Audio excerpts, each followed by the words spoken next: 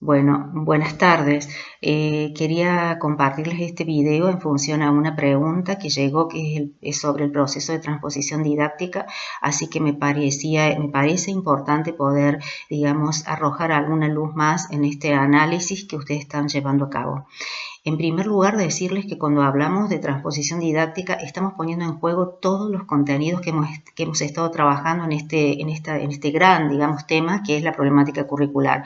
Quiero decir, las distintas instancias de concreción curricular, las distintas tipologías de currículum, aquellos criterios de selección que se utilizaron para seleccionar justamente cuál metodología o cuál saber o cuál contenido es el más valioso para ser transmitido en las escuelas, y también aquellas hipótesis que hemos trabajado y que refieren a qué sucede en cada uno de esos espacios de comprensión curricular, digamos, en esos enclaves territoriales. Puede ser en una jurisdicción, puede ser la escuela, cuando llega algún lineamiento curricular. Quiero decir, ¿qué pasa cuando desde nación llega a la provincia la ley, por ejemplo, 26.206, los NAP, los nuevos NAP de programación y robótica, digamos, lineamientos generales? ¿Qué pasa cuando eso que la provincia luego diseña pasa a las instituciones y así? Entonces, en función a eso, hay una autora que dice, bueno, lo que puede suceder son tres cuestiones que, aunque no en estado puro, dice la autora,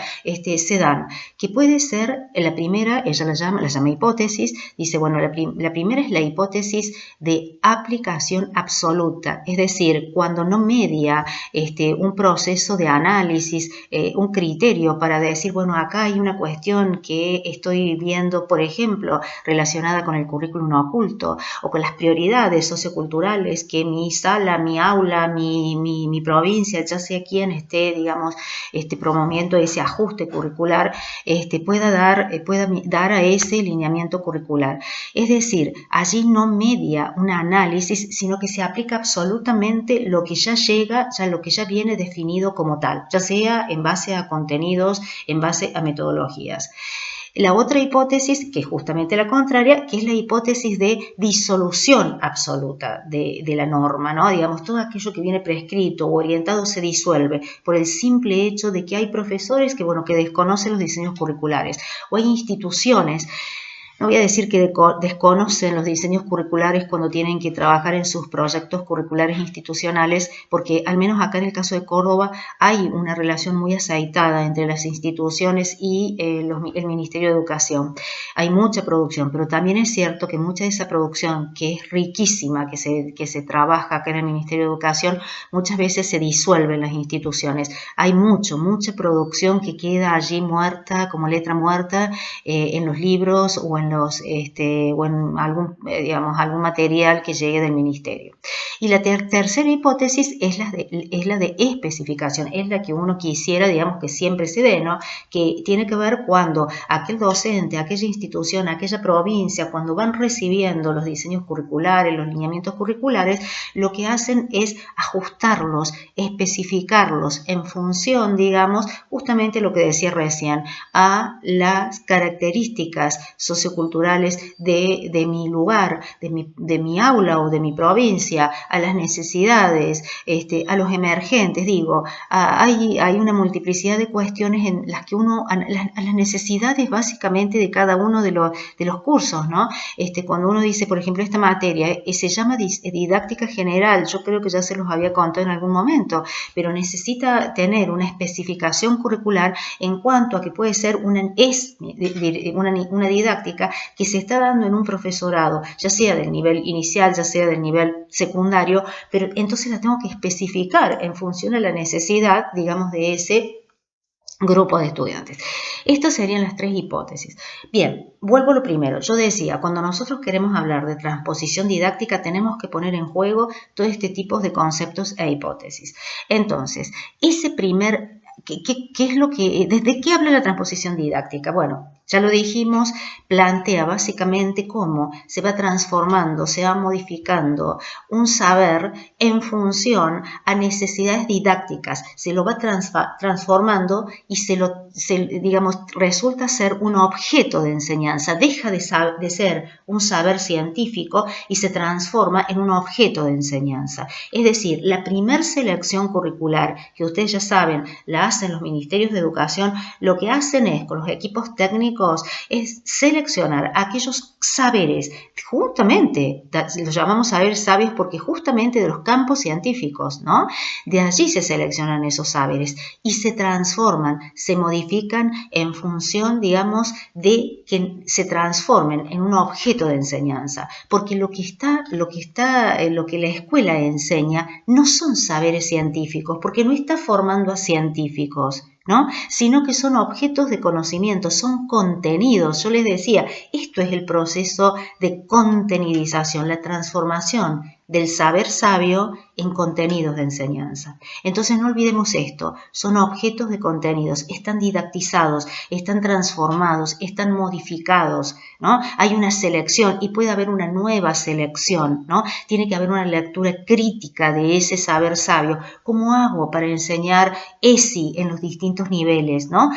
Por ejemplo, un contenido transversal que está prescrito para todos los niveles del sistema, pero evidentemente necesito poder adaptarlo según la franja etaria de cada uno de mis estudiantes, según las necesidades, en fin.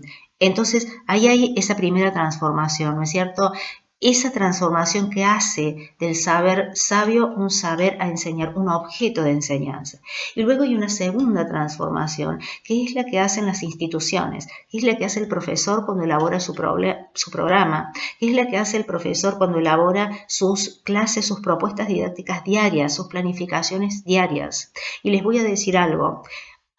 Sería honesto, no lo hemos dicho hasta ahora, pero sería honesto decirle que en el proceso de transposición didáctica hay una cuarta transformación, que es la transformación que hacen los estudiantes con ese contenido que recibe en el aula, ¿no? Por esto de que lo hemos discutido en el primer núcleo temático, hay una diferencia entre enseñar y aprender, ¿no? El aprendizaje tiene otros tiempos, tiene otras prioridades, ¿no? Tiene otras posibilidades de los chicos, los adolescentes, los adultos, de cómo lo abordamos, con qué bagaje lo abordamos, ¿no?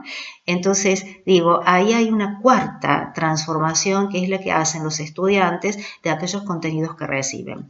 Esos serían los procesos de transposición didáctica. Sabiendo, y esto es tan importante, fíjense, en el nivel secundario este es fundamental, cuando ese profesor que ingresa y cree que lo que está haciendo es formar biólogos. Llega el otro y lo que está formando son físicos, el otro historiadores. No, ¿no? Acá lo que estamos formando es ciudadanos. Los más chiquititos en el jardín, ese concepto es clave, es un acompañamiento de ese chiquito, ¿no? Entonces es una transformación de esos contenidos en función a que yo lo que quiero es acompañar el desarrollo de ese niño. Y así en el nivel primario y así en el nivel secundario. ¿Se dan cuenta? Pues bien, eso sería básicamente el proceso de transposición didáctica, con los cuidados que hay que tener. ¿Cuáles son esos cuidados? Nosotros dijimos, esos saberes sabios necesariamente se transforman al ser didactizados, pero un cuidado es que, bueno, hay una transformación, pero no tiene que haber una deformación. Justamente Chevalier lo que dice eso, ¿no? Lo que dice, bueno, lo verdad que lo que sucede en las aulas, hay deformaciones del saber. Él se sabe, era un didacta de la matemática, él decía, bueno, observando las aulas, él lo que veía es que la matemática que se enseña en las aulas no es la matemática del campo científico. Entonces dice, ojo, que acá ya no hay una transformación, una adaptación, hay una deformación. Y la otra cuestión, el otro cuidado, es la actualización. Aquellos profesores que olvidan, digamos, que el campo de la ciencia es un campo dinámico, que la ciencia es una verdad temporaria, digamos, que siempre está redefiniéndose permanentemente. Entonces, la actualización curricular es otro de los cuidados que hay que tener, ¿sí? ¿Cuáles son las críticas que hoy le hacemos a este concepto de transposición didáctica cuando se transformó en un concepto fosilizado, digamos? Yo les he planteado algunos punteos que les quiero hacer y que ya los hemos trabajado de alguna manera en el Genial y que les compartí. ¿Qué les decía? ¿Qué es lo que se le critica a Chevalier? Dice, bueno, a ver, Chevalier habla como si en la escuela solamente se enseñaran saberes sabios. En la escuela se enseñan otros saberes. En el texto de Beers y Palamidesi lo dice claramente, es decir, saberes cotidianos, aprender a desatarse un cordón, ¿no?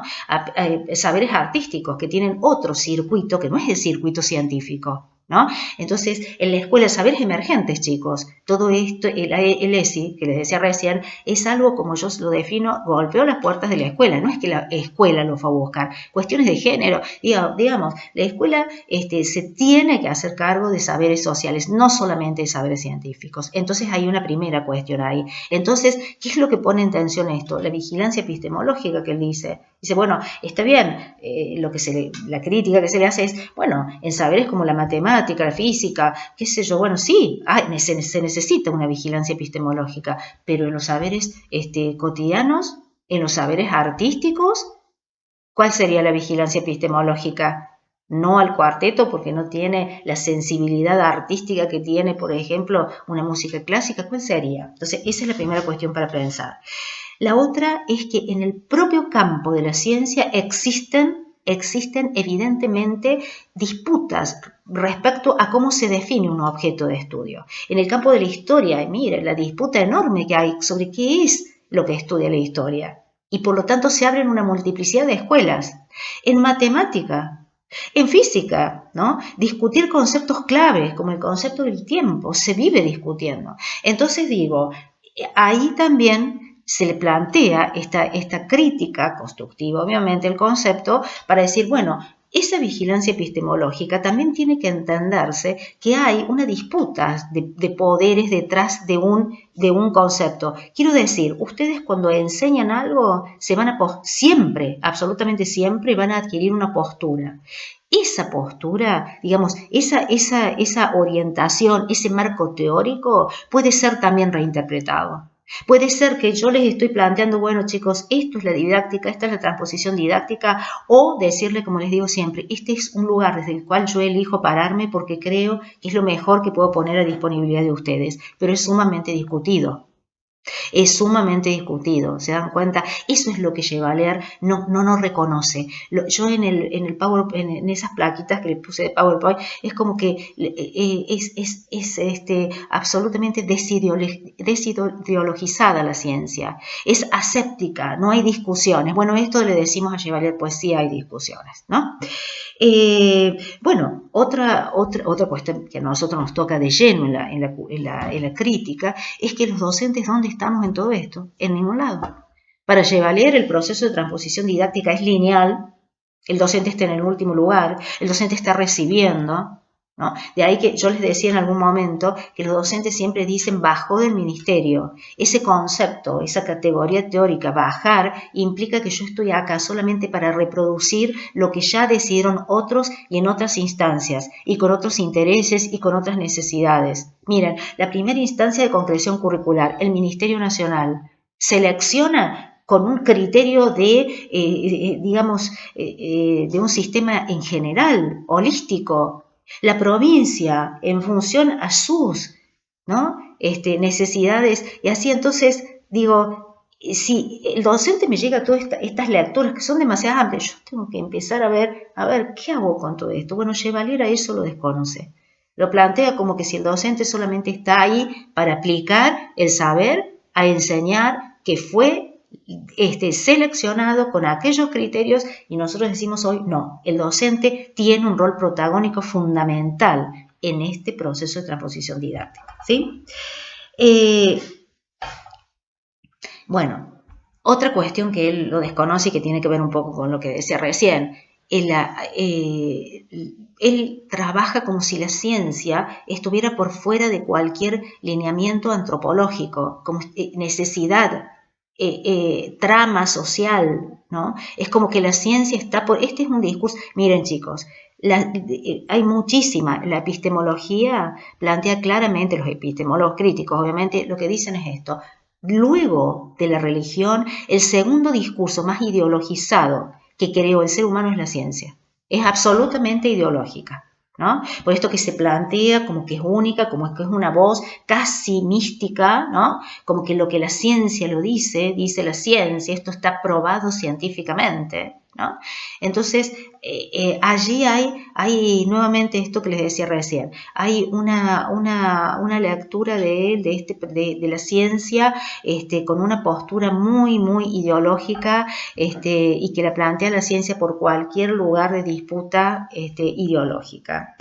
Y otra cuestión que les quería plantear era como que, esto es muy importante que se lo planteen, a ver, cuando un profesor cuando se seleccionan en el Ministerio de Educación los contenidos, bueno, si se hace una selección de lengua, bueno, llaman a los especialistas de lengua para hacer esa selección. Si hay una selección de geografía, de física, de lo que quieran, llaman a los especialistas. Entonces yo les hago una pregunta a ustedes en ese PowerPoint que les planteaba. Les decía, pero ¿cómo es que se trata de fisicalizar la física, de psicologizar la psicología, de historizar la historia? ¿Qué quiero decir con eso? Quiero decir que es como que los debates en cada una de las ciencias solo se dan en función a las prioridades en la construcción de ese saber científico. Es decir, los físicos tienen prioridades, los lingüistas tienen sus prioridades. Ellos trabajan en la construcción de ese saber a partir de esas prioridades. Cuando un profesor olvida de eso, cuando un profesor olvida y cree que aquello que tiene como que esos discursos, digamos, que tienen los lingüistas, por ejemplo, los traen a las aulas. Por ejemplo, les pongo un ejemplo. Un profesor que en vez de enseñar poesía, a escribir la poesía, a disfrutar la poesía, enseña a decodificar la poesía. A ver, busquemos cuáles son las metáforas, las hipérboles, bueno, y todos los recursos que ustedes ya saben literarios. Y jamás enseñó a poder apreciar lo que es una poesía. ¿Por qué? Porque está confundido en esos debates, en esas lógicas que son las del plano científico. Entonces, en vez de trabajar un matemático lo mismo, en vez de que lo que se haga es enseñar la matemática, entendiendo que tengo al frente un ciudadano, estoy formando un ciudadano, estoy como trabajando en esas lógicas del producto matemático. No sé si me explico con esto. Es decir, yo lo que tengo que enseñar es una física para ciudadanos, una lengua para ciudadanos, una historia para ciudadanos. No estoy en la universidad. No estoy enseñando una biología para biólogos. ¿Me explico con esto? Eso sería el proceso de transposición didáctica. Tener en cuenta todas estas cuestiones que hemos trabajado, estas alertas, estas luces rojas que uno le prende a llevar. Se ha trabajado mucho sobre esto, no creo que sea necesario que yo les esté dando más texto sobre esto, no tiene mucha lógica. Yo quiero que ustedes reflexionen y por eso ese trabajo que les he planteado es un trabajo de reflexión. Es un trabajo de que ustedes van a conocer los documentos curriculares, que es mi idea, que ustedes puedan manejarse como pez en el agua en todo lo que es la producción curricular para que no pase aquello de la hipótesis de la disolución o la hipótesis de la aplicación, porque nunca me di cuenta que en vez de decir prescribir decía orientar, ¿se acuerdan que lo hablamos a eso? ¿Sí? Entonces, para que ustedes, digamos, puedan tener claves de lectura y eso los va a hacer mucho más libres, mucho más políticos, en el sentido de intervenir ustedes según las necesidades que tengan cada uno de sus cursos, de sus salas, de sus estudiantes. Los dejo con estas inquietudes, les mando un beso enorme, enorme, espero que estén muy bien. Y también pensar la problemática curricular hoy es pensar los currículum en tiempo de pandemia y por eso es que estamos trabajando a la luz de estos problemas. No, para mí no podría ser de otra manera. Así que les mando un beso enorme y bueno, seguimos comunicados. Hasta luego y gracias.